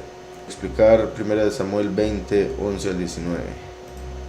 Dice: Yahunatán dijo a David: ven, salgamos al campo. Y salieron ambos al campo. Entonces dijo Yahunatán a David: Yahweh, poderoso de Israel, sea testigo. Cuando le haya preguntado a mi padre mañana a esta hora o pasado mañana si todo marcha bien para con David, entonces te lo haré saber. Pero si mi padre intenta hacerte mal, traiga a Yahweh sobre Yahunatán el peor de los castigos, si no te lo hago saber para que te vayas en paz. Entonces, aquí, bueno, para agregar un poco de contexto en la historia, Saúl, el rey, estaba con planes de matar a David. David se lo presentía y por ende quería irse, y hace este trato con Yahunatán. Yahunatán le promete que él va a averiguar si Saúl, su padre, ¿verdad? Saúl el rey era el padre de Yahunatán, el mejor amigo de David. Entonces le promete que él le va a hacer saber si su papá tenía planes de hacerle daño. Entonces dice: Yahweh poderoso de Israel sea testigo, cuando le haya preguntado a mi padre mañana a esta hora o pasado mañana si todo marcha bien para con David, entonces te lo haré saber. Pero si mi padre intenta hacerte mal, traiga a Yahweh sobre Yahunatán el peor de los castigos, si no te lo hago saber para que te vayas en paz. Que Yahweh esté contigo como estuvo con mi padre.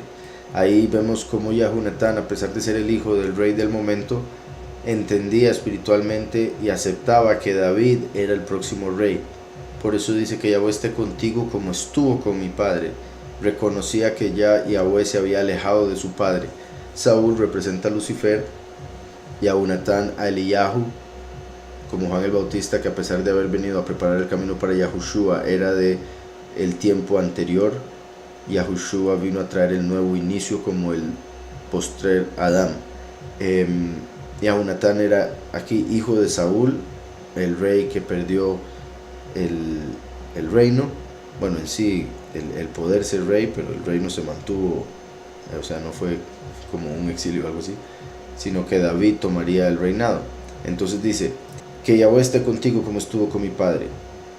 Si para entonces estoy vivo, usa conmigo la misericordia de Yahweh para que no muera, y nunca apartes tu misericordia de mi casa.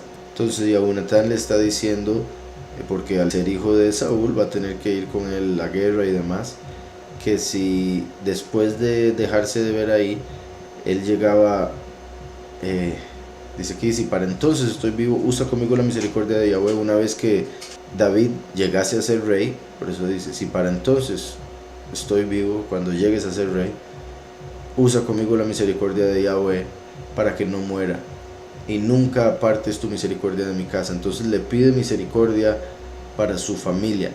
Entonces mientras Saúl está planeando ver cómo mata a David, como los reyes del pasado, para mantenerse en el poder, su hijo está tratando de asegurar vida para su familia si quedaban con vida para el momento en el que David llegase al poder. Y vemos que eventualmente David le responde esta promesa o cumple esta promesa cuando busca un descendiente de Saúl vivo y le llevan a Mefiboset, y David lo hace, le da todo como si fuera un rey y lo pone a su lado a comer, lo cual fue un honor gigante, y así lo mantuvo en el palacio. Pero bueno, entonces dice: cuando Yahweh haya eliminado uno por uno a los enemigos de David de la faz de la tierra, no dejes que el nombre de Yahunatán sea quitado de la casa de David. Yahunatán quiere decir aquel a quien Yahweh regala, como un regalo para el mundo o para la familia, era obviamente un regalo de Yahweh básicamente. Como he dicho, representa a Juan el Bautista y por ende también a Eliyahu, como cuando Yahushua le dijo a los discípulos: ustedes no saben de qué espíritu son, cuando estaban tratando de hacer algo como lo que hizo Eliyahu. Entonces Yahunatán, mencioné ese ejemplo porque Yahunatán, se podría decir, era del espíritu de Saúl, pero había decidido seguir a David. Entonces sería como Eliyahu ahora aceptando a Yahushua HaMashiach.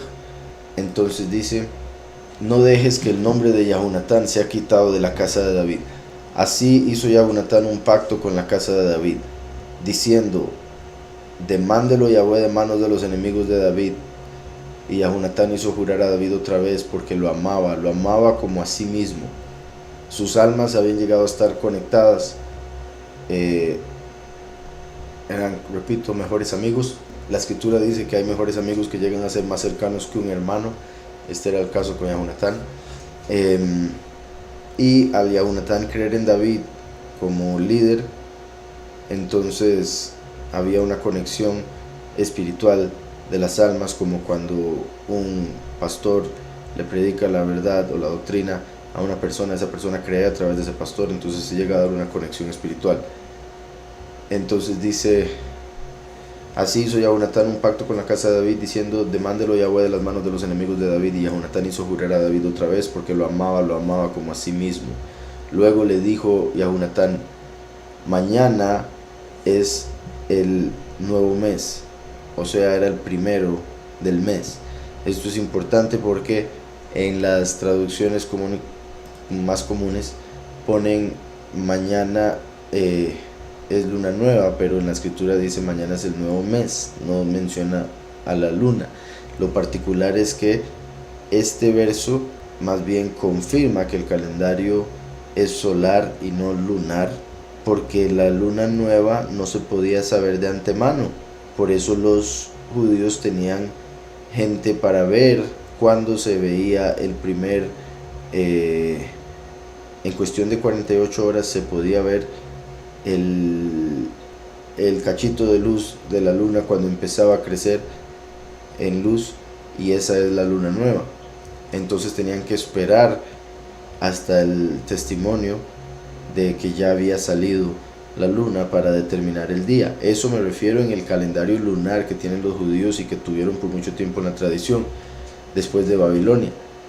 Pero aquí vemos que ellos ya sabían de antemano que mañana era el nuevo mes.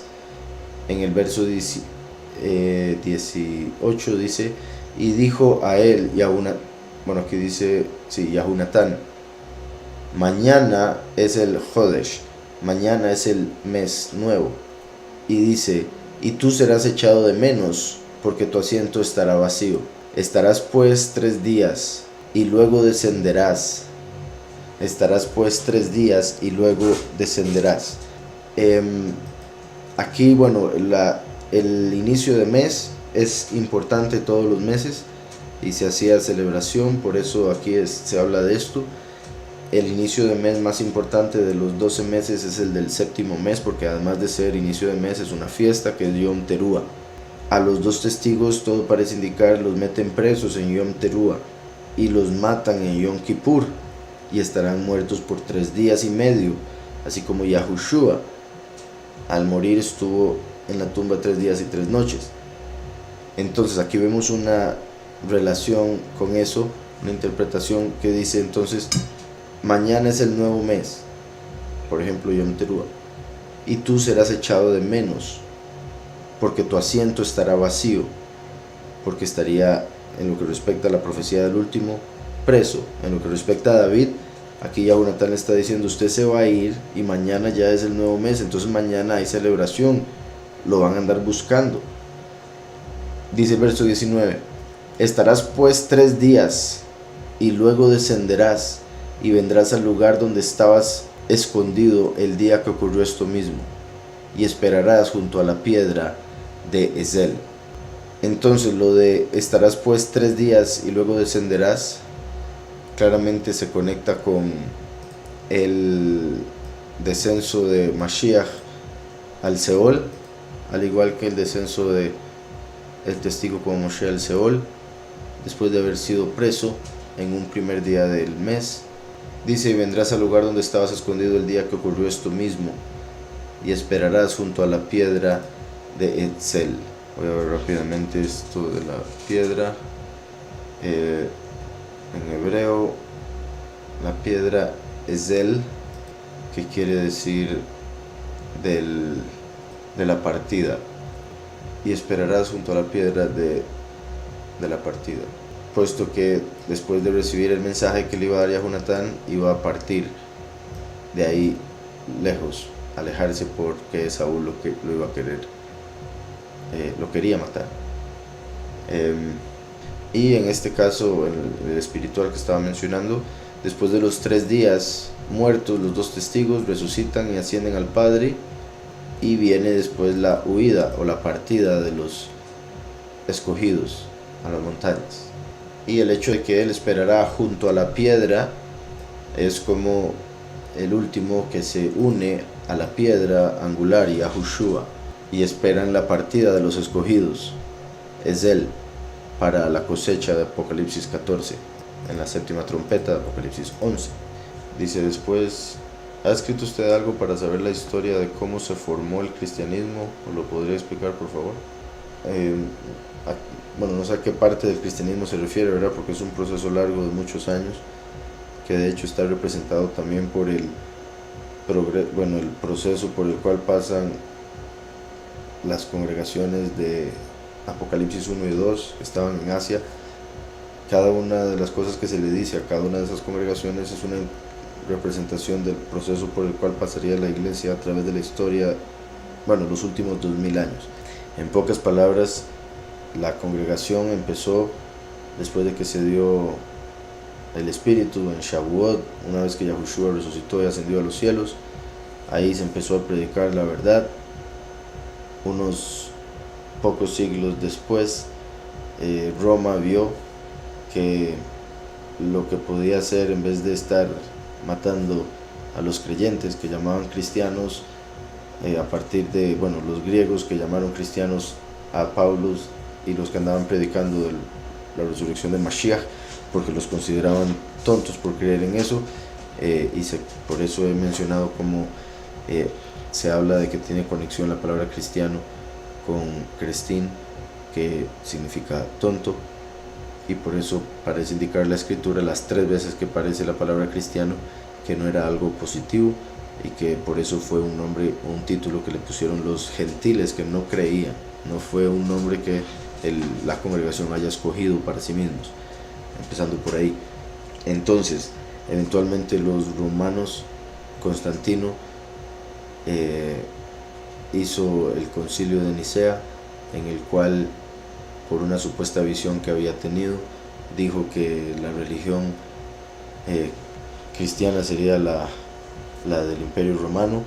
En sí, ahí fue cuando inventó el catolicismo, ya que dijo que sería la religión universal, pero lo que estaba en realidad él haciendo era mezclando montones de creencias y llamándola cristiana, y por ende terminó convirtiendo la verdad de Mashiach y la congregación que había hasta el momento en una mentira, y le empezó a agregar cosas para que se agregara a esa religión los creyentes de diferentes religiones, algo similar a lo que están haciendo hoy en día con el ecumenismo, o sea, parte de lo que Roma ha tratado de hacer siempre con esa religión.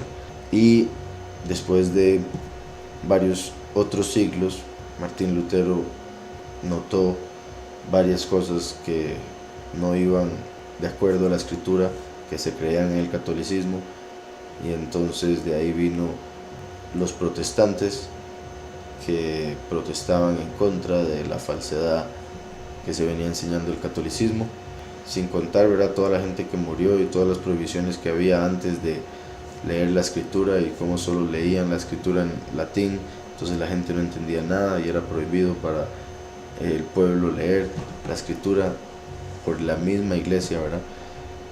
Pero vuelvo y repito, entonces salen los protestantes, y después de un tiempo, como siempre digo, básicamente dejaron de protestar y se empezaron a llamar evangélicos, y después de ahí se empezaron a dar otro montón, ¿verdad? Bueno, incluso cuando se dio lo que se llamaría evangélicos, ya habrían bastantes diferentes denominaciones, y eso viene siendo como un resumen. Dice, no, disculpa, ¿qué mensaje contienen los círculos de cultivo? ¿Y por qué Yahweh no se deshace de Lucifer, o por qué no lo hizo desde un principio? Ok, lo primero, ¿qué mensaje contienen los círculos de cultivo? Me imagino que se refiere a esos símbolos que han salido en, digamos, lugares donde cultivan, digamos, trigo, por ejemplo, y que de la noche a la mañana aparece un símbolo gigante que parece quizá tener un mensaje. En algunos casos se ha tratado de descifrar el mensaje. Como he mencionado, ¿verdad? Eso dicen que los hacen extraterrestres. Como he mencionado, los extraterrestres vendrían siendo lo que en la escritura son ángeles. Son seres de otras dimensiones, no son seres de otros planetas, otros mundos. Estas otras dimensiones es lo que la escritura llama cielos, donde vienen los ángeles. Y pueden haber positivos, pueden haber negativos.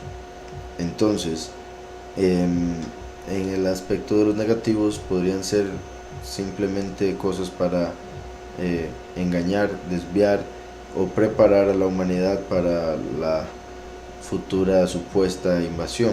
Y digo supuesta porque va a ser parte de, o sea, en el Apocalipsis vemos un momento donde puede haber algo que sea lo que llamarían extraterrestre, entre las trompetas, pero lo más posible es que dejen esa carta, por decirlo así, bajo la manga para la guerra Armagedón, decirle al mundo entero que va a haber una amenaza alienígena y serían los escogidos viniendo a la tierra a destruir al imperio mundial, a la bestia. Entonces la bestia los engañaría diciendo que más bien es una amenaza de otro planeta. Entonces, en lo que respecta a esos mensajes, pues habría que ver por un lado si los que supuestamente han descifrado en realidad serían, o sea, estarían correctos, y lo otro es que serían casi que solo conjeturas. Parecen tener sentido, o sea, algún mensaje por la forma en que son tan detallados, y como sabemos, una imagen dice 1000 palabras.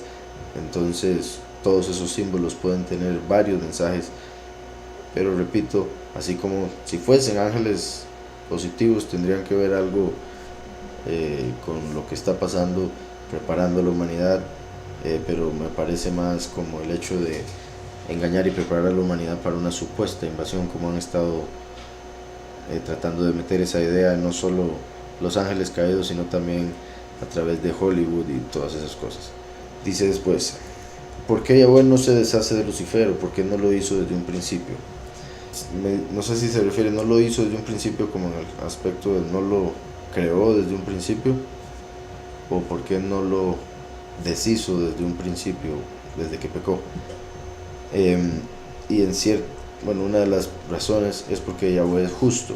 Entonces, así como a una persona cuando se le acusa de algo, en este caso de una rebelión, se le da la oportunidad, según la justicia, de conseguir pruebas, presentarse ante el juez, y ser juzgado según las pruebas, la evidencia, el testimonio, etc. Entonces, la historia humana, recordemos que para Yahweh un día son como 1000 años, entonces la historia humana son solo 6 días de tiempo que se le dio a Lucifer para conseguir pruebas. Solo que para los humanos son 6000 años, entonces se hace muy largo, porque cada vida de 70, 80 años, más en esta generación, pero bueno, en este tiempo, a partir de David en realidad, que esa sería la edad del hombre. Antes era un poco más larga, 120, y antes de eso llegaba casi a 1000.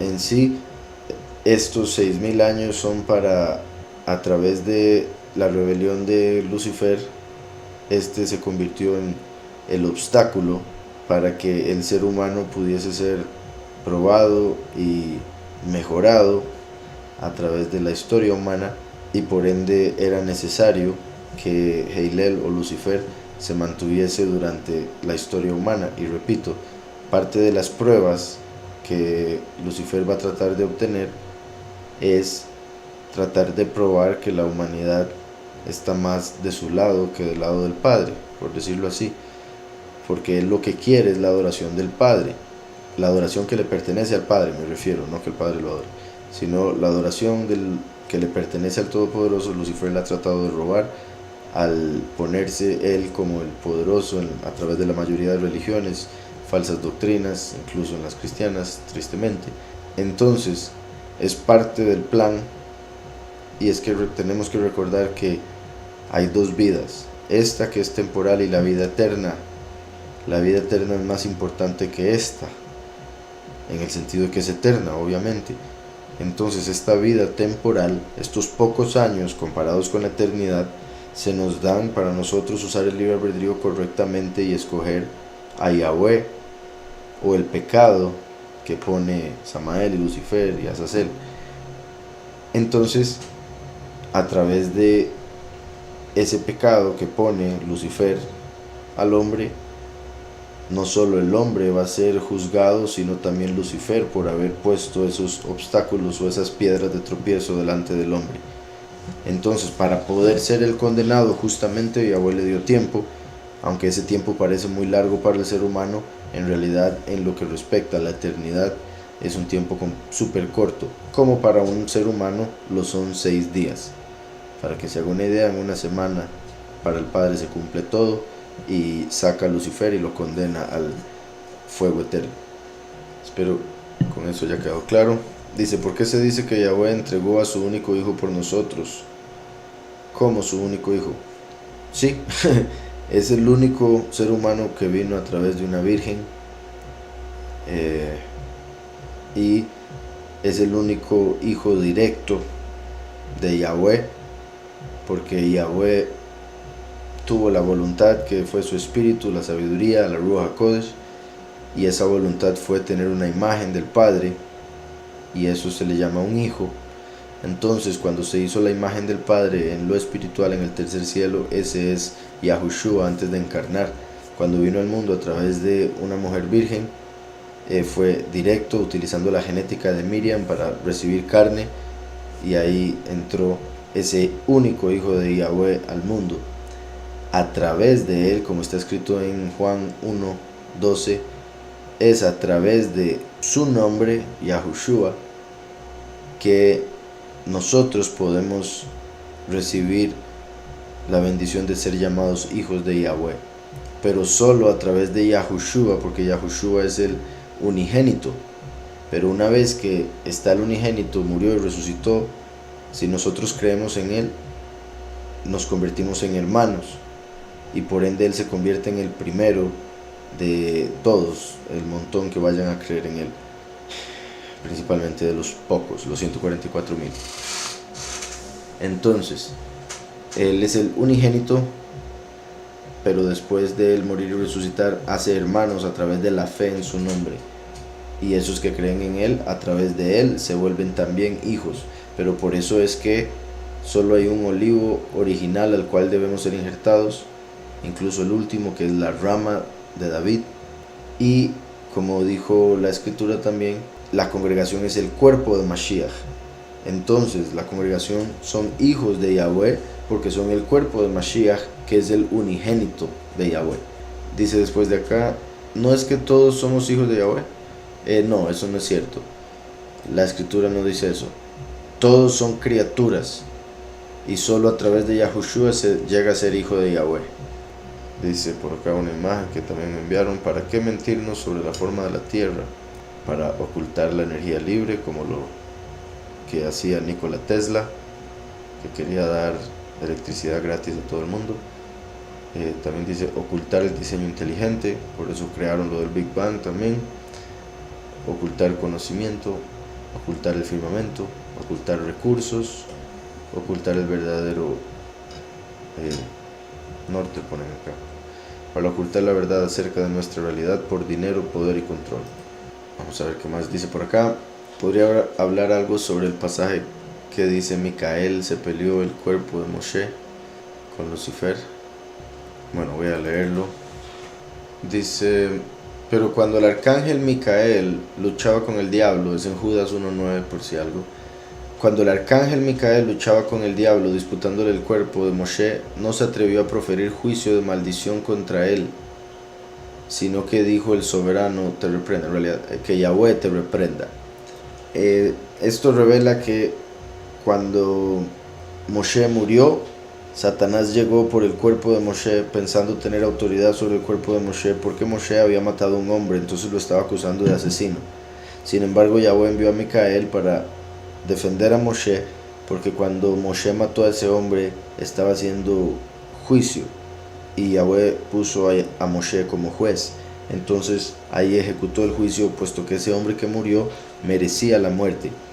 Entonces Satanás llegó acusando y diciendo que el cuerpo le pertenecía. Se cree con la idea de hacer un ídolo y eventualmente quizá se cree hasta clonarlo. Entonces quería tener autoridad sobre el cuerpo de Moshe, pero llegó Micael y peleó por el cuerpo, y por ser Micael, al igual que Heilel, un malaj, un ángel, y Micael siendo pues respetuoso al Padre, respetando la voluntad del Padre, como para dejar que exista ese ángel contrario a Micael, que sería el Satán, entonces no lo maldice directamente, sino que dice que Yahweh te reprenda, que es en realidad como deberíamos hacer todo, en el sentido de que la venganza es de Yahweh y Yahweh es el que decide cómo hacer las cosas. Y en este caso, repito, Micael, viendo que Satán es también un ángel, entonces le dice que Yahweh te reprenda, en vez de decirle juicio de maldición directamente. Entonces dice, pero cuando el arcángel Micael luchaba con el diablo disputándole el cuerpo de Moshe, no se atrevió a proferir juicio de maldición contra él. Entonces, como decía, ahora hay gente que tiende a hacer eso que Micael no hizo, sin entender que al hacer o dar maldición se está actuando como el mismo Satán, porque eso es lo que hace Satán, maldecir, tratar de destruir. Y la venganza es de Yahweh, Yahweh es el que decide según su conocimiento. Dice, ¿cuál es su opinión respecto a las caricaturas, por ejemplo Los Simpson, que entre ellas muestran el rapto, los jinetes del apocalipsis? ¿Será que están metiendo mentira mezclándolos con la verdad? Sí, básicamente eso lo suelen hacer mucho, pero también, ¿verdad? Sabemos que los Simpson tienden a predecir muchas cosas, no porque sean profetas, sino porque como son parte del sistema, se les revela muchas de las cosas que vienen y las presentan de antemano para que cuando se den la gente no le tome tan de sorpresa, porque ya sus mentes habían sido preparadas a través de varios programas de televisión, habían sido programados para esperar eso desde el subconsciente, lo que sea que se vaya a manifestar. En este caso se podría ver como que están anunciando que ya se tienen que dar los caballos del apocalipsis, el fin de los tiempos sin duda, puesto que los primeros 4 caballos son el inicio, ¿verdad?, los primeros 2 años básicamente. Pero claro, lo mezclan con mentira, con chistes y todas esas cosas. Dice, para distraer a la población de lo que pasará y crear confusión. Sin duda, y también porque a pesar de que le dicen lo que está pasando por salir en Los Simpson o en tele, la gente, si uno le menciona después a alguien, es que ya vienen los sellos del apocalipsis, ya vienen los caballos, la gente le va a decir, ay, usted está viendo mucha tele, deje de ver Los Simpson. Por haberlo visto ahí, lo vuelven algo de lo que se burlan, sin entender la realidad de lo que les están diciendo, tristemente.